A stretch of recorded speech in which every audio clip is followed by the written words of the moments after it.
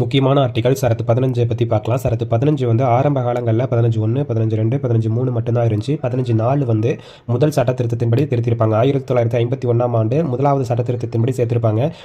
15(5), 15 subdivision 5 இதெல்லாம் நம்ம school புக்கில் வந்து இருந்திருக்காது. ஆனால் இதெல்லாம் முக்கியம். இப்போ குரூப் 1 ஸ்டாண்டர்டுக்கு படிக்கிறோம் அப்படின்னா 15(5), 15(6) இதெல்லாம் ரொம்பவே முக்கியம்.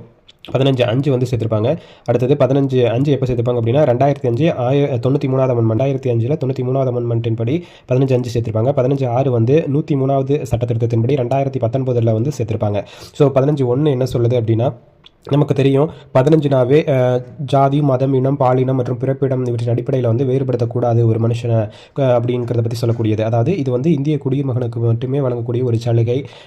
ஃபஸ்ட்டு 15(1) என்ன சொல்லுது அப்படின்னா கடைகள், பொதுக்கூடங்கள், கிணறு, குளிக்கும் இடங்கள், சாலைகள் முழுமையாக அரசு நிதியில் வந்து கட்டப்பட்ட இடங்களில் வந்து பாகுபாடு வந்து பண்ணக்கூடாது அப்படின்னு 15(1) வந்து சொல்லுது. 15(2) என்ன சொல்லுது அப்படின்னா எந்த குடிமகனும் அவன் சார்ந்த மதம், இனம், ஜாதி, பாலினம் மற்றும் பிறப்பிடம் ஆகியவற்றின் காரணமாக பொது இடங்கள் மற்றும் உணவு கூடங்களில் வந்து அவனை வேறுபடுத்தி பார்க்கக்கூடாது அப்படின்னு சொல்லுது 15(2). 15(3) என்ன சொல்லுது அப்படின்னா பெண்கள் மற்றும் குழந்தைகளுக்கு சிறப்பு சட்டங்கள் இயற்றலாம் அப்படின்னு 15(3) வந்து சொல்லுது.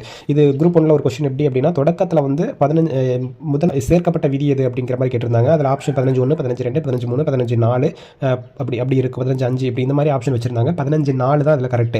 1951 1வது அரசியலமைப்பு சட்ட திருத்தத்தின்படி இது வந்து சேர்த்திருப்பாங்க. 15(4).